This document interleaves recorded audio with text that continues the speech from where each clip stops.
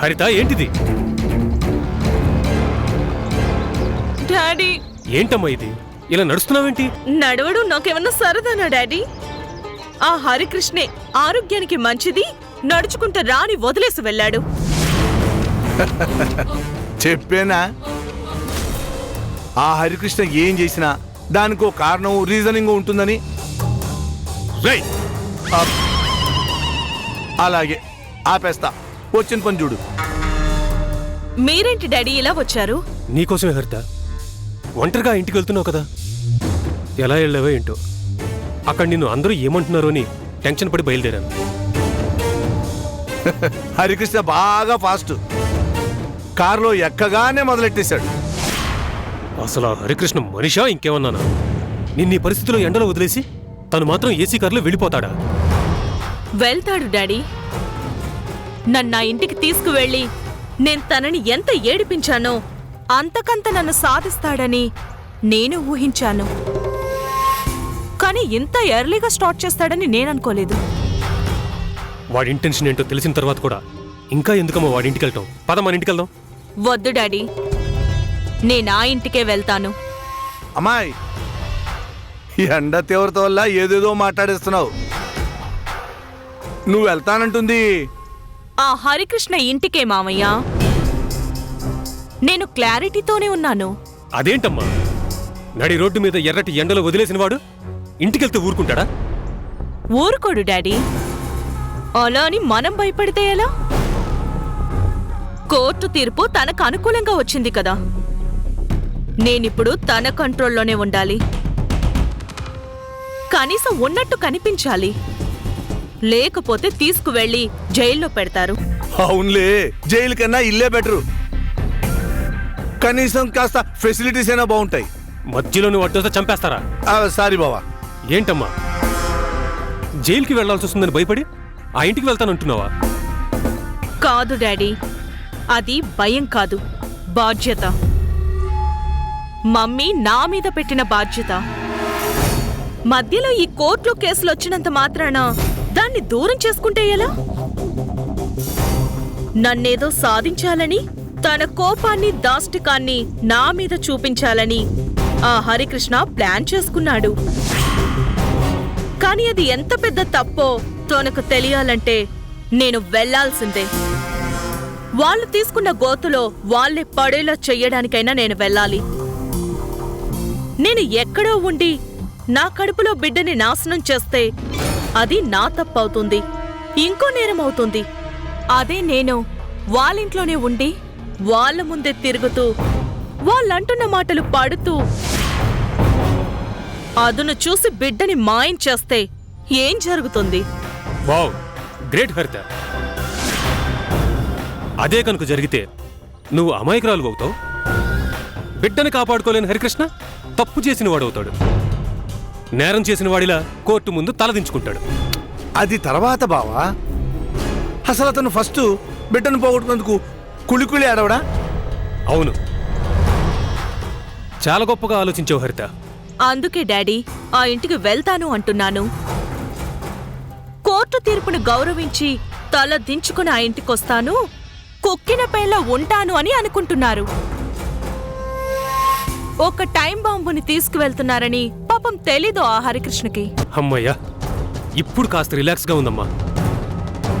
కోర్టులో తీర్పు మనకు వ్యతిరేకంగా వచ్చినందుకు మీ మమ్మీ ఏమంటుందో అని భయపడ్డాను.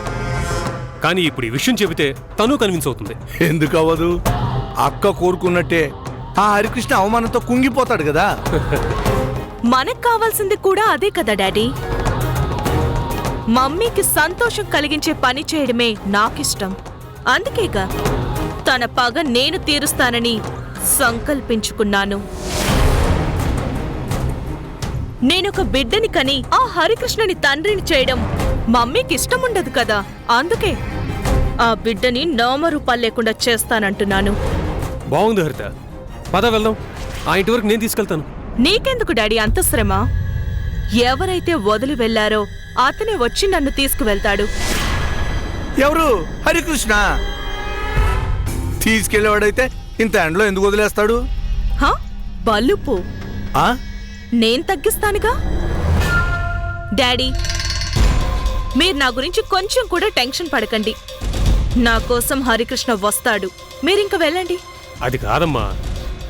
డాడీ, నేనేది ఊరికి చెప్పను కదా, వెళ్ళండి. సరేనమ్మా, నీ ఇష్టం. జాగ్రత్త. అలాగే డాడీ. పద. పద.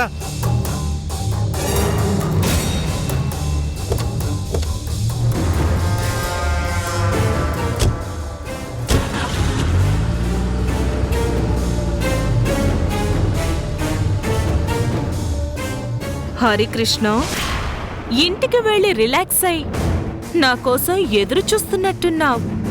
నువ్వు ఊహించినట్టు జరిగితే నేను హరితనెందుకవుతాను? మా అమ్మ పొగని మోస్తున్న నేను నీ అంచనాలకి ఎప్పుడూ అందను. నోట్ చేసుకో. బ్యాడ్ టైం స్టార్ట్ అయింది.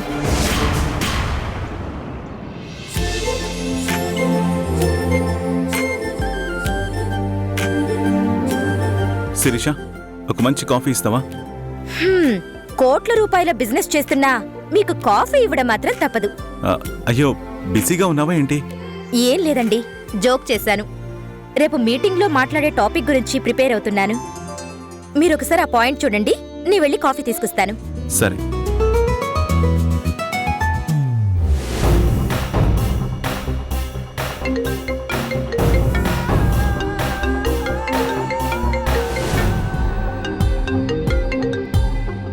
ఏంటి, కళ్ళు తిరుగుతున్నాయని డ్రామా ఆడటానికి కాల్ చేసావా?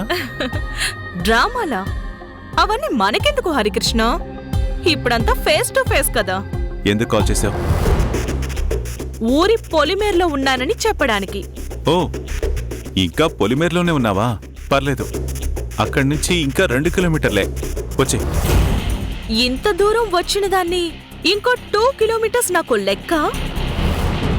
నేను కాల్ చేసింది నా కడుపులో పెరుగుతున్న నీ బిడ్డ గురించే. ఏమైంది? ఏంటి కంగారు పడుతున్నావా హరికృష్ణ? ఇంకా ఏం జరగలేదు, కానీ జరుగుతుందేమోనన్న అనుమానం వచ్చి ఫోన్ చేశాను. నీకెందుకొచ్చిందా అనుమానం? ప్రెగ్నెన్సీతో ఉన్న అమ్మాయి ఒంటరిగా అటుగాని ఇటుగాని పొలిమేర దాటకూడదంట కదా. అలా ఏ తోడు లేకుండా పొలిమేర దాటితే కడుపులో ఉన్న పిండానికి ప్రమాదమంట కదా. ఆ ప్రాణానికి ఏదైనా జరగొచ్చంట కదా. ఇది నా క్రియేషన్ కాదు హరికృష్ణ. మీ ఊరి జనం అనుకుంటూ వెళ్తుంటే విని నేను నీ కాల్ చేస్తున్నాను. అది నిజం కాదు అంటే చెప్పు, ఒక్కదాన్ని పొలిమేర దాటి నీ ఇంటికి నడిచొచ్చేస్తాను. కానీ ఆ తర్వాత నీ వారసత్వానికి ఏదైనా జరిగితే నాకు సంబంధం లేదు. చెప్పు, నువ్వొస్తావా, నన్ను రమ్మంటావా? ఏంటి, నేనా? నువ్వే హరికృష్ణ. నువ్వు కాకపోతే ఇంకెవరు? ఏంటి ఆలోచిస్తున్నావా? వదిలేసి వచ్చిన వాణ్ణి మళ్ళీ ఏ మొహం పెట్టుకుని కార్లో తీసుకురావాలని గిల్టీగా ఫీల్ అవుతున్నావా? నేనేం అనుకోలే హరికృష్ణ, వచ్చి తీసుకెళ్ళు. ఏంటి హరికృష్ణ, నువ్వు బాగా ఫీల్ అవుతున్నట్టున్నావు. సరే, నేనే వస్తానులే. అక్కర్లేదు, వస్తున్నాను, అక్కడే ఉండు. That's good.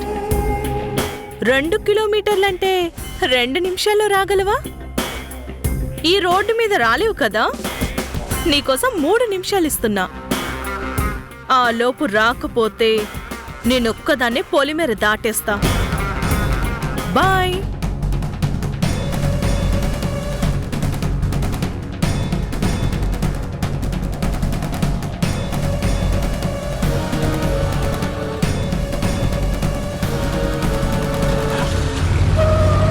ఏమండి, కాఫీ? ఏమైపోయారీనా? ఎక్కడికెళ్ళారు? ఏమండి, కాఫీ తీసుకొచ్చాను. ఏమండి?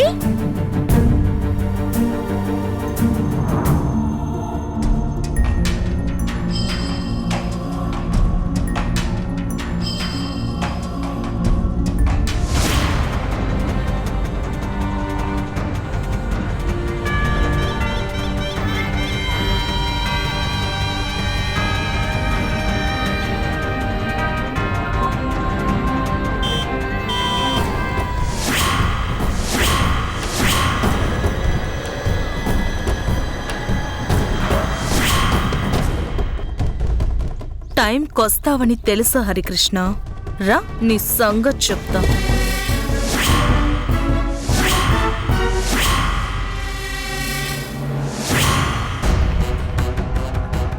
ఏంటంత స్పీడు? మెల్లగా రాలేవా? 2 నిమిషాల్లో వస్తానో లేదో అని అనుమానంగా మాట్లాడావు కదా, అందుకే వచ్చాను. నీకోసం అనుకునేవు, నేనొచ్చింది నా బిడ్డ కోసం. రా, కారెక్కు. నేనెక్కను. ఎక్కకపోతే ఎక్కమని బ్రతిమాలేంత సాహసం, బలవంతంగా ఎక్కించే అవసరం మాత్రం నాకు లేదు. నేను ఇక్కడే కాసేపు కూర్చుంటా, నీకు మూడొచ్చినప్పుడే వెళ్దాం. అది కాదు, నాకు దాహం వేస్తుంది. దానికి నన్నేం చేయమంటావు? మేఘాల్ని మధించి వర్షం కురిపించమంటావా? అబ్బో, అంత అవసరం లేదు గాని ఒక మినరల్ వాటర్ బాటిల్ తెచ్చివు చాలు. నేను నీకు వాటర్ బాటిల్ తెచ్చేవాలా? నేనిక్కడికి వచ్చింది నీకు సేవలు చేయడానికి కాదు. నిన్ను మా ఇంటికి తీసుకెళ్తుంది నువ్వు కోరినవన్నీ తీర్చి గాజు బొమ్మల చూసుకోవడానికి మాత్రం కాదమ్మా. తెలుసుగా, నా బిడ్డ కోసం. ఇంటికెళ్ళాక తాగుదు గాని రా. నేనంటుంది నీ బిడ్డ గురించే హరికృష్ణ. దాహం వేసినా ఆకలి వేసినా ఈ ఎండకి ఒళ్ళంతా కాలిపోయినా నాకోకే, తట్టుకోగలను. కానీ టైంకి అన్ని అందకపోతే నీ వారసత్వం తట్టుకోగలదా?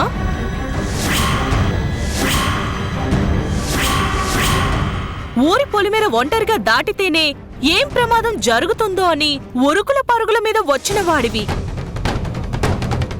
ఇప్పుడు ఈ పిండానికి ఏదైనా జరిగితే తట్టుకోగలవా?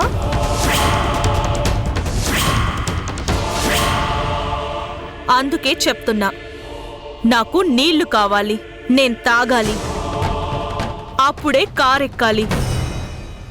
వెళ్ళి తీసుకురా.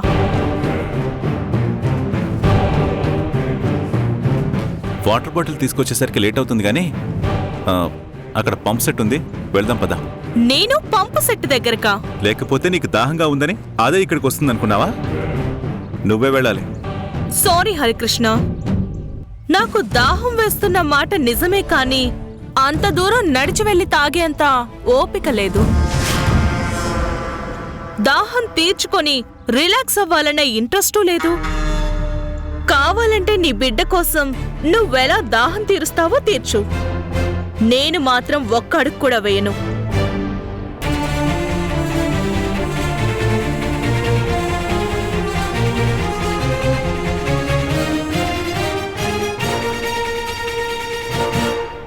ఏం చేస్తున్నావు? ఫీల్ అవ్వకు. అంపశయ్యం మీదున్న భీష్ముడికి దాహం వేస్తే అర్జునుడు బాణాలు వేసి పాతాళంలో ఉన్న నీటిని పైకి తీసుకొచ్చాడు. నా బిడ్డ మీద కూడా నాకంత ప్రేముంది, నేను ఈ మాత్రం చేయలేనా?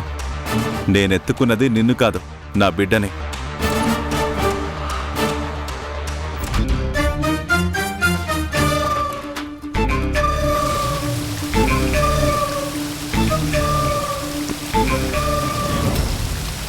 ఇక్కడి వరకు బాగానే తీసుకొచ్చావు హరికృష్ణ, కానీ నాకు నీళ్ళెలా తాగాలో తెలీదే.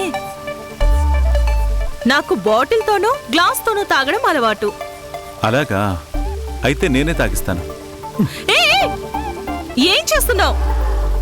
ఎవరైనా ఇలా తాగుతారా? మరి తెలీదన్నావు, ఎలా తాగుతావో తాగు మరి.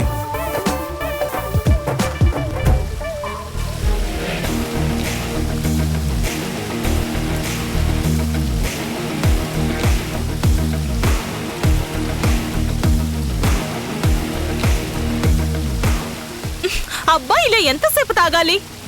ఒక్క నిమిషం.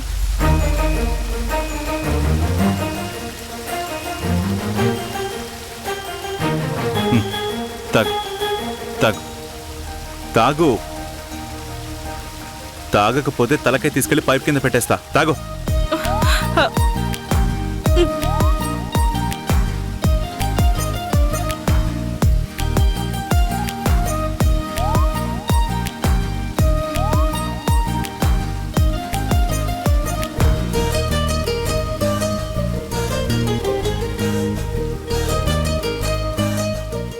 చాలు చాలు.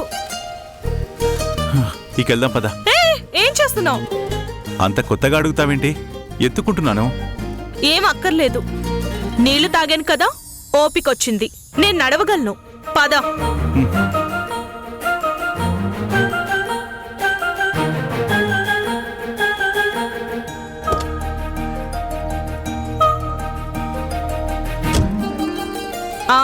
పోనీ. ఏంటి పోనిచ్చేది? బండి దిగు. ఏ ఎందుకు దిగాలి? బండికేమన్నా స్టార్టింగ్ ప్రాబ్లం ఉందా? నాతో తోయించాలని చూస్తున్నావా? నా బండికి ఏం ప్రాబ్లం లేదు గాని నువ్వు దిగు. నువ్వు దర్జాగా వెనకాల కూర్చుంటే తీసుకెళ్ళడానికి నేనే నీ డ్రైవర్ని కాదు. హా, ఈ ఫీలింగ్స్కేం తక్కువ లేదు. ముందు నువ్వు కార్ నుంచి దిగు. దిగు దిగు. హ. అబ్బా, ముట్టుకోవడానికి ఏదో వంక. అంత సీన్ లేదు. ముళ్ళ చెట్టు మీద బట్టలారేయాలని ఎవ్వరూ అనుకోరు. పద.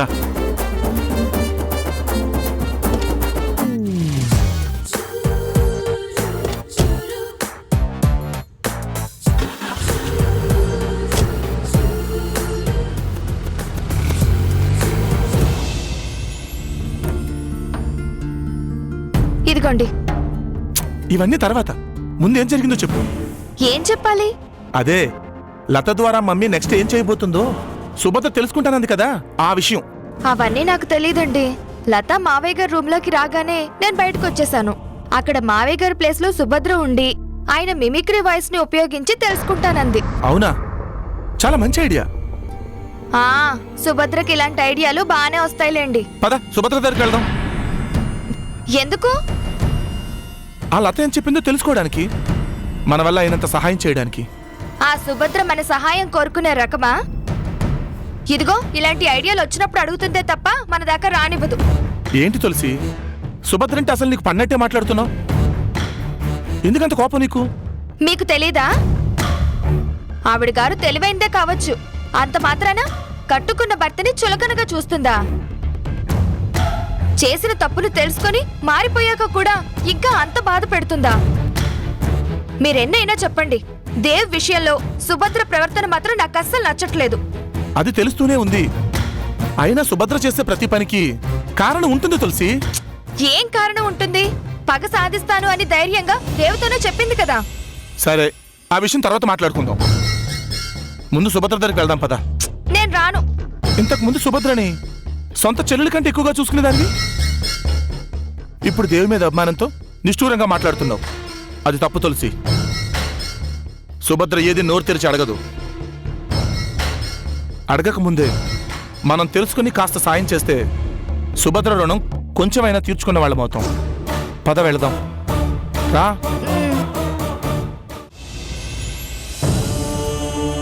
ఆ సుభద్ర ప్రాణం తీస్తే దేవుబాబుని నాకిచ్చి పెళ్లి చేస్తానన్నారుగా. అందుకే కదా నేను కూడా రకరకాల ప్రయత్నాలు మొదలుపెట్టాను. సుభద్ర, లత ఏమైనా చెప్పిందా అమ్మా? మమ్మీ నెక్స్ట్ స్టెప్ ఏంటో తెలుసుకున్నావా? తెలుసుకున్నాను బావగారు. మీ అమ్మ నా అంతం గురించి తప్ప ఇంకేం ఆలోచిస్తుంది? నేను ప్రాణాలతో ఉండకూడదు, అక్కడ అన్నయ్య మనశాంతిగా ఉండకూడదు. ఈ రెండే కదా ఆవిడ కోరుకునేది. ఇంట్లో ఉన్న నాలో నన్ను అంతం చేయడానికి రకరకాల ప్రయత్నాలు చేసింది. సక్సెస్ కాలేక శిక్ష అనుభవిస్తుంది. ఇప్పుడు ఆ బాధ్యతని లత తీసుకుంది. మొదటి నుంచి ఈ లతకి నేనంటే పడదు కదా, ఎందుకు ఊరుకుంటుంది? నా ప్రాణం తీసే ప్రయత్నం చేసే తీరుతుంది. ఏం మాట్లాడుతున్నావు సుభద్ర? లత నిన్ను... అవును బావగారు, కారణం లేకుండా ఎవ్వరూ ఏ పని చేయరు కదా. అలాగే లత కూడా ఏవేవో కారణాలుండుంటాయి. ఈ ఇంటి ఉప్పు తిన్న మనిషి కదా, అత్తయ్య కోసం ఆ మాత్రం చేయలేదా? అందుకే అంటున్నాను, లత గ్యారెంటీగా నన్ను హతమార్చే ప్రయత్నం చేస్తుంది. ఏమరపాటుగా ఉంటే ఆ ప్రయత్నంలో విజయం సాధిస్తుంది కూడా. నిజమా?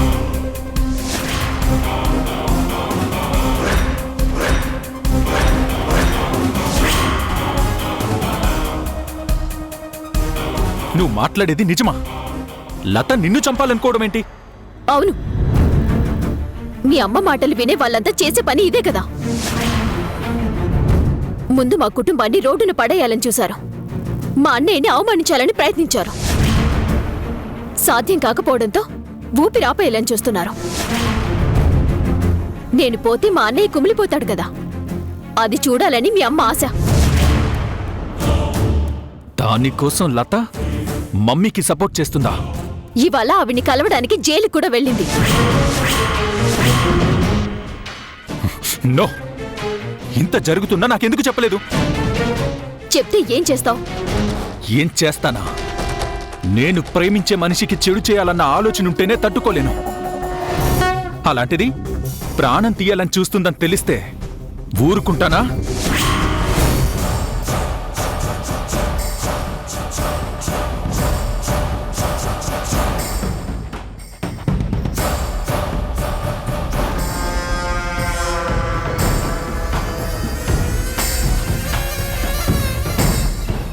సుభద్ర, ఈసారి నా నుంచి తప్పించుకోలేవు.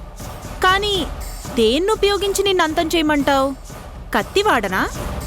ఉరితాడు బిగించినా? లేకపోతే ఎలా చనిపోవాలనుకుంటున్నావో నిన్నే అడగనా? లతా, లతా, లతా! ఏమైంది దేవబాబు?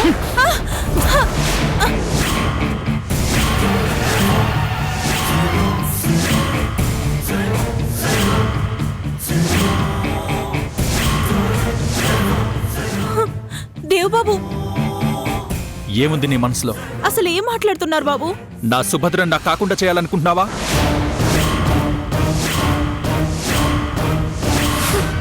దేవబాబు, నాకు దూరం చేయాలనుకుంటున్నావా? అదేంటి దేవబాబు? నాకేం అర్థం కావట్లేదు. నోర్ముయ్! సుభద్ర అంటే నాకు ప్రాణమని తెలుసు. అలాంటిది నా ప్రాణాన్నే తీయాలని చూస్తావా? చెప్పు. లేదు దేవబాబు, నాకు ఆ ఉద్దేశమే లేదు. ఎక్కడో ఏదో పొరపాటు జరిగింది. పొరపాట?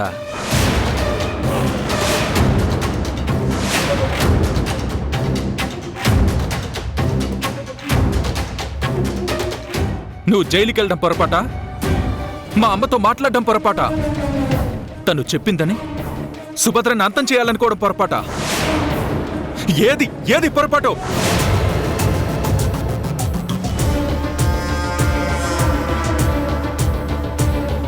చిన్నప్పటి నుంచి ఈ ఇంట్లోనే పెరిగా.